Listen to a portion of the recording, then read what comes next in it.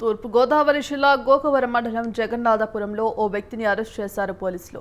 యమల నాగబాబు అనే వ్యక్తి వద్ద నాటు తుపాకీ ఉందని పోలీసులకు ఫిర్యాదు అందింది.